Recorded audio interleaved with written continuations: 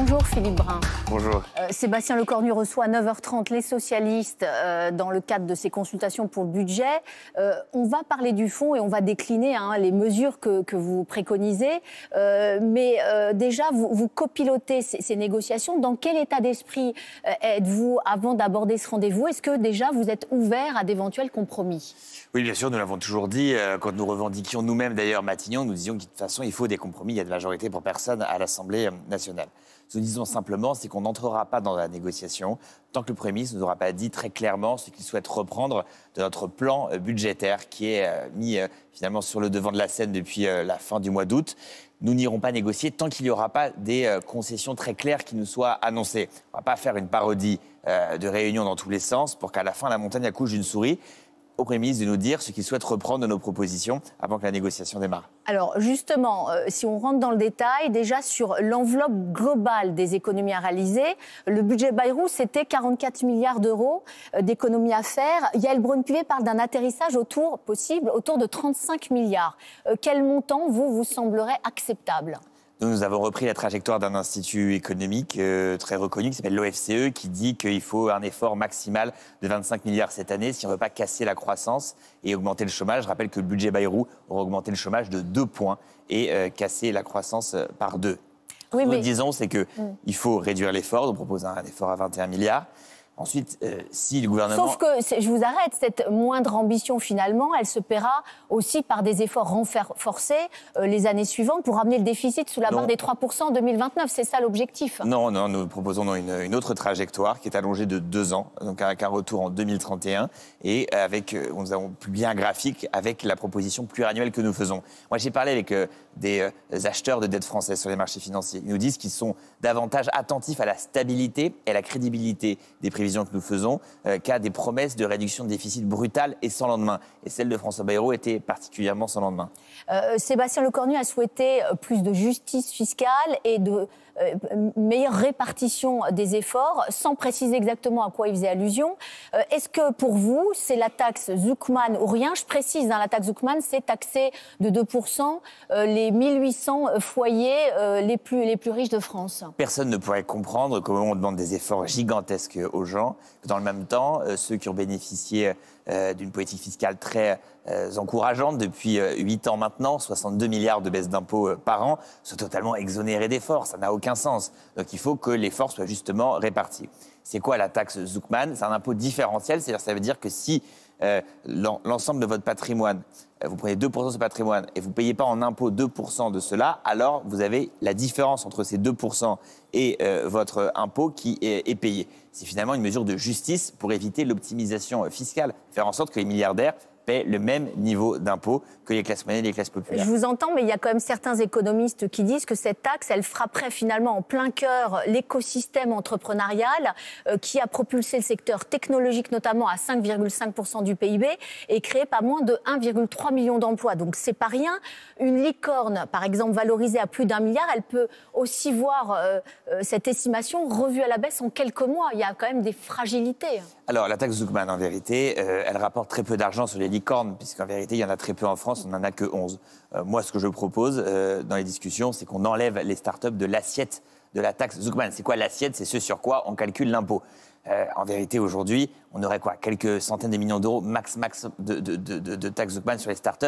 Ça rapporte 15 milliards. Donc moi, je dis il faut exclure les startups de l'assiette de cette taxe. De toute façon, ça ne représente pas grand-chose aujourd'hui en France. Il faut favoriser les startups. Le but, c'est de taxer les milliardaires, pas de taxer des entreprises qui ne rapportent pas d'argent, puisque c'est la définition d'une startup. Elle ne rapporte pas d'argent pendant très longtemps, parfois 8 à 10 ans. Par exemple, ça vaut pour Mistral?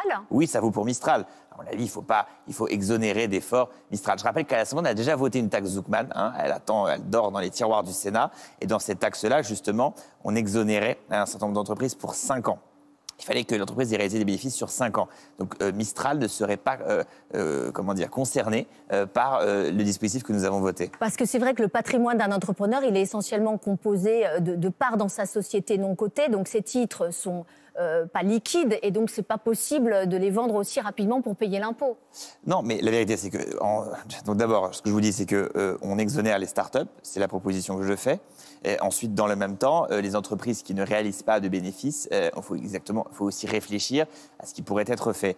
Mais je rappelle que l'essentiel des gens qui paieraient la taxe Zuckman, les 1800 milliardaires qui sont concernés, réalisent de très importants bénéfices et voient leur fortune augmenter en moyenne de 8% par an. Alors on prend 2% sur les 8%, il leur reste quand même un bon paquet. Vous prenez 2%, est-ce que ça pourrait être 1%? Écoutez, on discutera de tout cela. Moi, ce que je dis simplement, c'est qu'il faut qu'il y ait de la justice.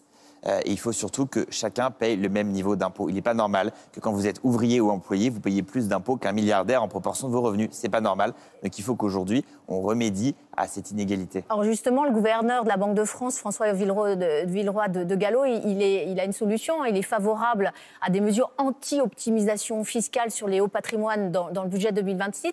Est-ce que c'est pas ça aussi la meilleure piste, empêcher finalement les plus riches d'échapper à l'impôt? Oui, bien sûr, c'est ce qu'on propose. Alors il y a d'autres mesures, bien sûr. Je rappelle que nous, on propose pas de mesures qui augmentent la fiscalité des entreprises, parce qu'on pense qu'il faut soutenir l'économie. Donc, on ne propose pas d'augmenter l'impôt sur les sociétés pour les PME. Au contraire, on propose de le baisser à 15% en augmentant le plafond.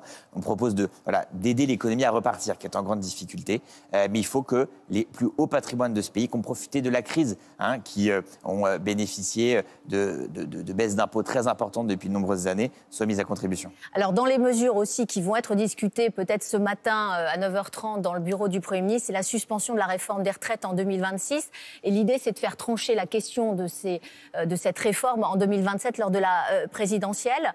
Ça va être donc sur la table dès ce matin. Et c'est, on va dire, un incontournable. Oui, c'est un incontournable. C'est une ligne très importante pour nous. On a bien vu que le conclave n'a pas fonctionné.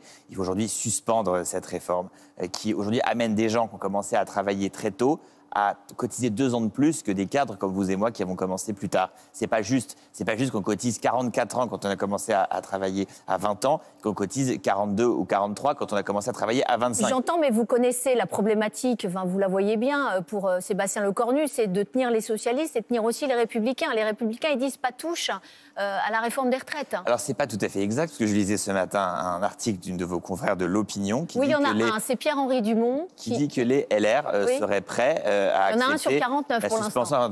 Et je tiens à dire aussi, j'ai beaucoup de respect pour le parti LR, ils sont 44, la gauche, on est 192. Donc si le Premier ministre souhaite se maintenir au pouvoir, ce qui est, je crois, son souhait, alors il faut qu'il fasse cette concession majeure dans l'intérêt des classes populaires. La proportionnelle, c'est sur la table ou ça, c'est pas un sujet Moi, je ne suis pas favorable à titre personnel. Alors, le parti a des opinions très divisées sur le sujet. Donc ça ne fait pas partie des négociations? Non, une discussion là qui est uniquement budgétaire. On propose des choses pour les gens, augmentation des salaires, baisse de la CSG pour la moitié des salariés en France pour qu'ils aient davantage de pouvoir d'achat, suspension de la réforme des retraites et taxation des plus riches. Et puis des vraies économies. On propose 15 milliards de vraies économies aussi pour équilibrer le budget.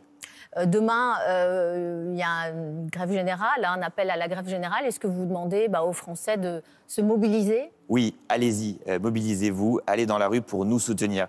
La négociation qu'on est en train de mener en votre nom avec le gouvernement, elle ne peut fonctionner que si vous êtes très très nombreux à aller nous soutenir dans la rue. Il faut qu'on ait de la force pour obtenir et la suspension de la réforme des retraites et la prise en compte des propositions faites par les syndicats pendant le conclave sur les retraites et l'augmentation des salaires et des moyens pour nos services publics. Un tout dernier mot sur Olivier Faure qui veut faire pavoiser les frontons des mairies du drapeau palestinien le 22 septembre. Le 22 septembre, c'est le jour de la reconnaissance par la France de l'État palestinien.